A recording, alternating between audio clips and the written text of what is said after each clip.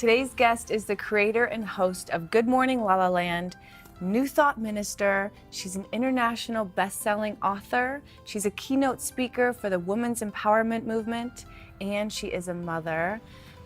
The doctor of divinity herself, the gorgeous Dr. Erin. I'm so impressed. I would have never been able to remember all that. You have so many things. I actually had to narrow it down. I was like, you're so multifaceted. Oh I was like, I have to narrow it down, or I'm never going to get it out. Just to say all that, you need a degree, right? You're amazing, though. I just have to say that you are my girl crush, so I'm really happy to be here. Thank you so hello, your last Instagram post. You guys got to check it out. It's no joke. You're funny. It's inspiration. I've been with a trainer. I kid you not. I've been joking around. I go, okay, we need to have the Jessie Golden challenge. And the challenge is this, that like within 30 days, you got to get it tight and right, and then you do a photo shoot. Tight and right. I like that. Jessie, like you get your spray on tan, and you get your yoga outfit, and you have. I kid you not. Hey, maybe we have something there. I actually like this idea. I'm going to take that challenge. It's all about the dark spray tan. Oh my God, that's so fun. Well, everyone's always like, is that a spray tan? I actually go in the sun. I'm actually in the sun a lot. So who knows what I'll look like in 20 years. But we'll see. But you were talking about 30 days, and you gave me your book like a month ago, and I'm just obsessed. Like, there's so much information in there, and it's 40-day guide, which I love because it really keeps you, accountable, and your story is so amazing. Like how you. Thanks. I just thought I had what happened was I was actually going through all my own awakening, and I was doing so many modalities over the years, and I would just take notes of like the epiphanies that I'd have and stuff. And then I had the stupid idea of writing a book, and I was like, oh, let's put this in a book. Yeah, bad idea. Don't recommend it. No, I always say everyone should write a book, because you don't write a book, the book writes you. And so for me, this was really a culmination of going through all that and then going through my doctor. And I thought, how can I simplify this? If I were to give myself a book that I wanted to kind of sum up what I had learned, then I put it into that book. So get the book. It's a good book. No, it's an amazing book. And everything that you've been through in your life. I mean, I only know a little bit, but it seems like all these major things that you've gone through in your life is what has gotten you, obviously, to where you are now. Yeah, I mean, we know that, look, the hardest things we go through become the biggest blessings of our lives. But, I'm just a normal human being here. I'm a spiritual being having a normal human experience. I've gone through, my parents got divorced when I was 2, just like I was date raped in high school, went through bulimia, went through divorce myself. I have a 22-year-old son, just life happens. And I just remember a moment when, actually it was when I was had my stillborn, and there was just a moment when which you talk about. Yeah, and I've told the story so many times. I don't want to get into the whole thing here, but I had a moment where I just thought, I surrendered. I was in a dark basement, and I just thought, I don't care what I do in this lifetime, but I have to figure out what the hell I'm doing here and what my spiritual nature is. And so I think the hardest things become the biggest blessing, right? So it's preach it. And the word surrender is like so constant and a theme in my life. Yeah. Just letting go and allowing those lessons, to be your teacher. And it's so interesting when you were just saying that. I mean, you just listed off a handful of very traumatic things. Some people think she's kind of goofy, but when I was a kid, Sylvia Brown, she wrote this book, and she talks. She wrote several books, but she talks about how she must have been drunk when she chose her life, because she was like, "Give me a little bit of this, that." It's almost like you're signing up for school and you want to take all these extra credits just so you can develop your character. And it sounds like that's kind of what you're like, just give me that and that and that. I almost think, I used to think, well, something must be wrong with that person if they're going through that hard thing, a long time ago when I was like, and now I look at it totally the opposite. I think, wow, this person's a really advanced spiritual being. They've signed up for a very advanced course in this lifetime. That's the way I totally agree with you. I don't want to take any more courses. No, I mean, we're really in the course. Actually, Good Morning La La Land is really my main course right now in life. I feel like because there's different personalities, there's a lot of moving parts. We don't have, a full-time, personal assistants, and we don't have like a whole huge team of tons of producers and stuff. So it's been challenging, you know, and it's like, okay, sometimes you go like, oh, this is hard. And then you go, okay, now who do I need to be? I need to take full responsibility. How do I build a team? How do I build a system? How do I make sure everyone's being expressed? And you know, I'm just learning all that stuff. Because you guys are filming every day, right? Every single day from That's Monday a to lot. Friday. It's a lot. It's a like lot just of when you're work. like, whew, I'm done. It's like, okay, next day, let's do it again. You know? You're like, oh my gosh, it's but amazing. it's fun because we're bringing positivity, good news, and inspiration Oh to no, the it's world. amazing. So it's and you worth guys it. are all so authentic and such good Yeah. people that it just comes across so beautiful. Oh, thanks so much. Yeah. I mean, you're such an inspiration, and being a mom, and Thank you. just Well, watching you, too. you, and We're your story is mirrors. amazing. I love that. Yeah, I love that. I love what you're doing. Thank you. And we were talking about social media and Instagram and how it's kind of hard to like hone in who we are because, I mean, like your resume is so full and abundant, and I think sometimes people get confused. Like, wait, what's going on? Is she a doctor? Is she an author? Is she a mother? Is she, you know, it's like, oh my God, it's almost too much. Yeah, and it's how do we do that? And I think that my struggle, and I still have the struggle to tell you the truth, I tend to not be very vulnerable. I tend to, you know, like put on almost like a facade like we all do. And people are like, we want more of you. We want you to get more vulnerable. We want you to get more real. And it's something that you know, they say that the longest, you know, longest, hardest path in this lifetime is from the head to the heart.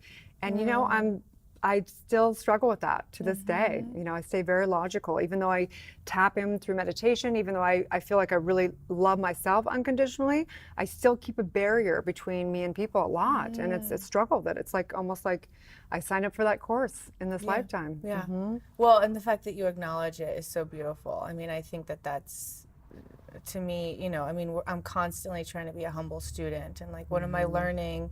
As long as you're looking at it that way, I think that that's, you know, the beautiful part. Yeah, I mean, I don't know if we ever totally overcome these things. I think I had a mentor that I think he gave me tons of freedom when he said, "You're here being a master of limitation because you're already God, you're already that. So you've come here in this relative form to experience being a master of limitations." And I'm like, yeah, like. I don't know if we're supposed to like reach this almightiness in this lifetime. I think we're supposed to just enjoy kind of having this cool game called life.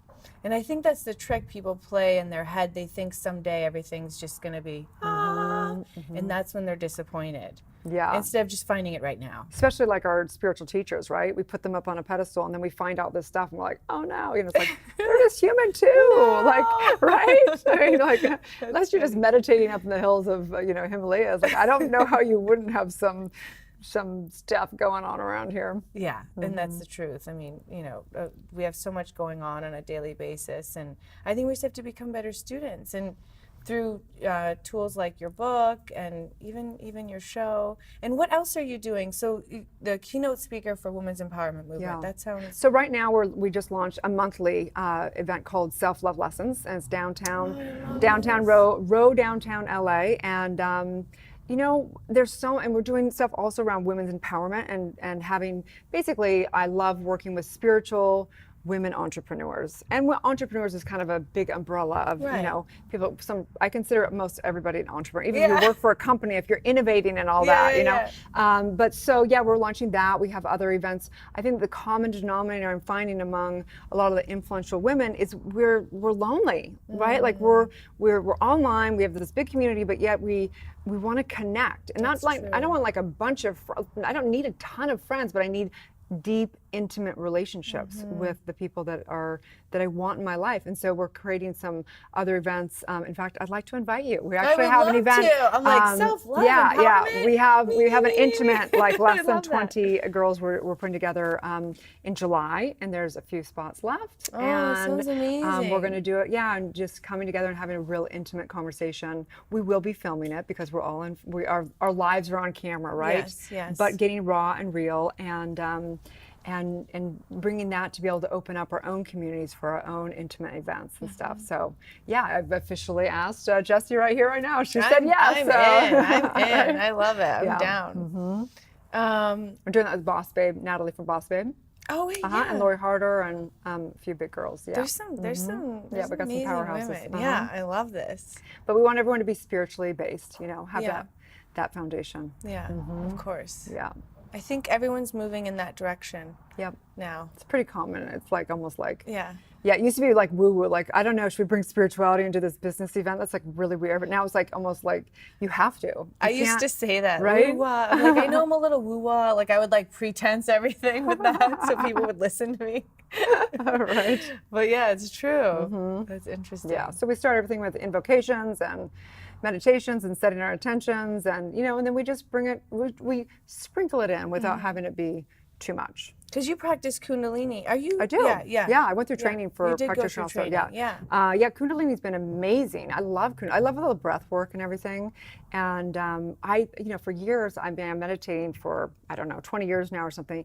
And I thought, oh, well, I don't really do yoga. And I didn't realize like it is yoga, right? Yeah. So I just love the breath work. It's my favorite out of all. The Kundalini is incredible.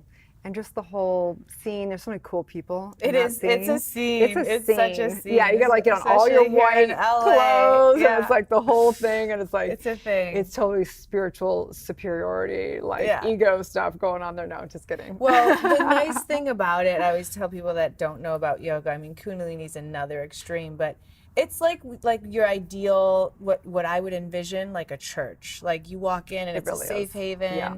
Everyone's loving, everyone's loving you and hugging you, and everyone's just like, it's a very safe environment to allow yourself to transmute whatever it is that you're going through. And if you've never done any meditation or whatever, like people that go into Kundalini have huge breakthroughs. That wasn't my experience, only because I had gone through so much meditation and had the veil come off before that. So Kundalini was more of a physical thing for me than anything, which usually is a very spiritual thing for people, more so than a lot of the other yoga practices. But it's basically 22 modalities that Yogi Bhajan brought together and made into this beautiful, art, really. And so it's lovely. I highly recommend it for people. Oh, it's yeah. Well, what sparked it for you? Like you said, you've been meditating 20 years. Like, what was it that you kind of found your spiritual path?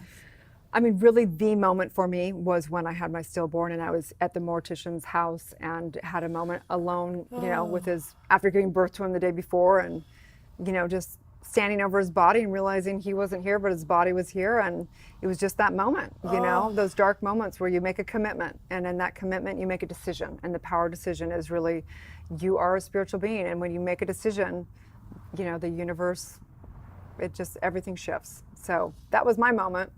Yeah, but we have many moments, right, where we got to re-surrender and But where did you go? Like, what at that point in time, like, I was just anti-religion, because of growing up in California. My mom was like, oh, religion, so I was like, didn't want to go to religion. I mean, this was, 20 plus years ago, or sorry, it was 24 years ago.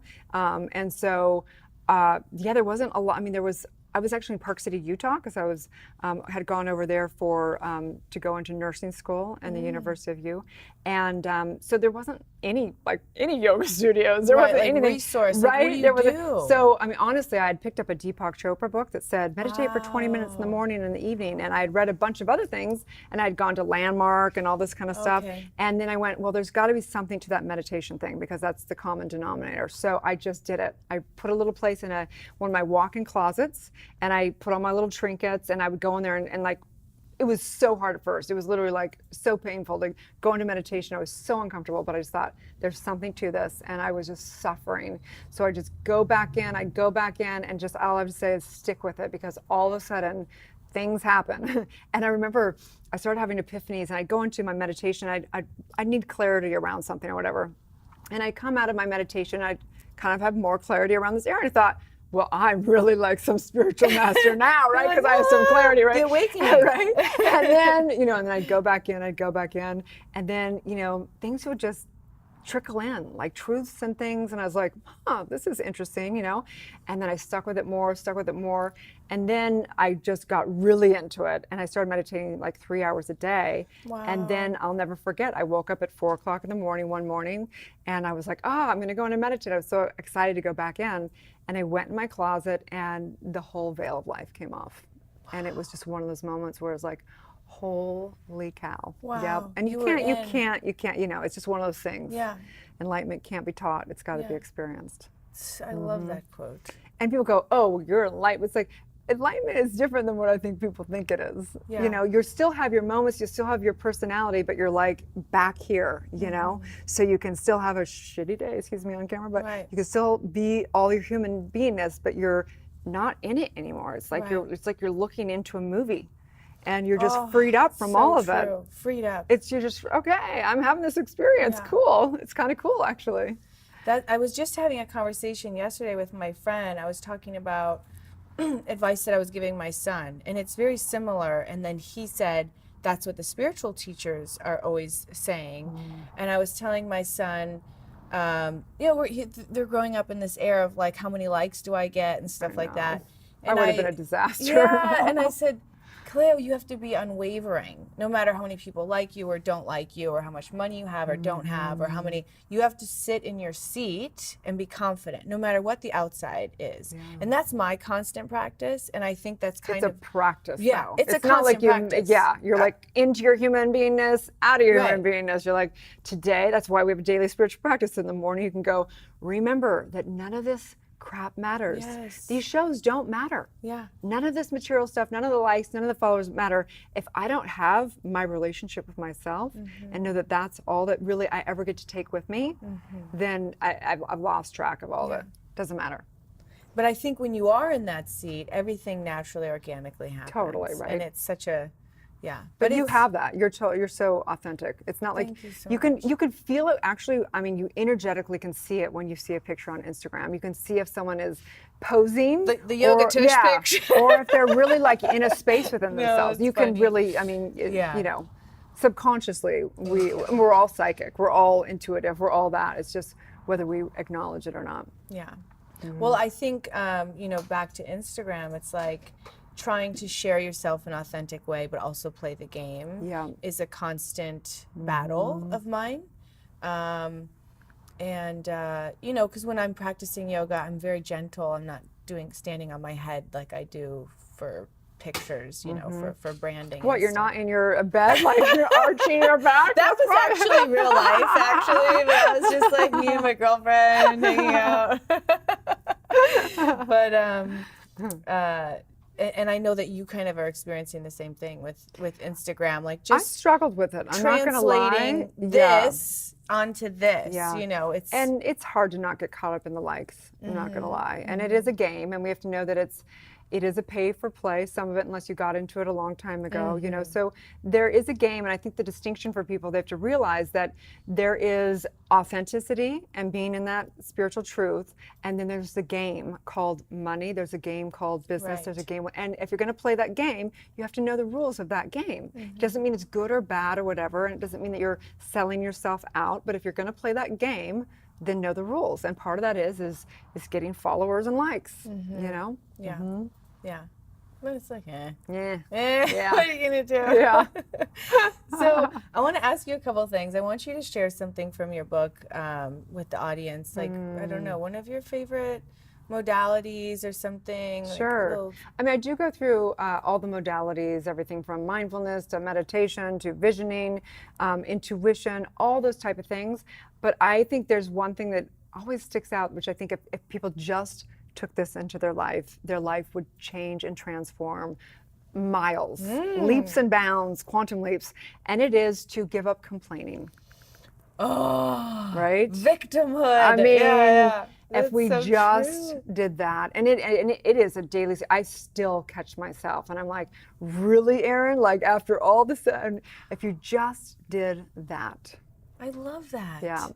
So that's obviously not one of the spirit. I mean, it goes through. It's one of the days out of the 40 days having that conversation. This is so simple, though. I think all of us have like the victim archetype. Some have more than others.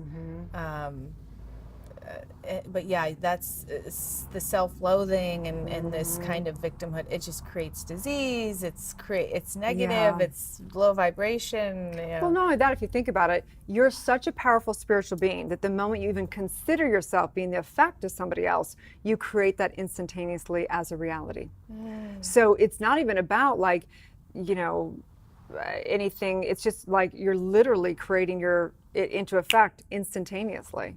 And if people knew how powerful they were, then, you know, it's like they say in religion, they say, fear thy Lord. And that means really fear the law of cause and effect. And you are creating instantaneously, even through the moment you even consider something. You don't even have to speak it into existence. Wow. Yeah, that's how powerful we are. What we think we become. Yeah. Yeah.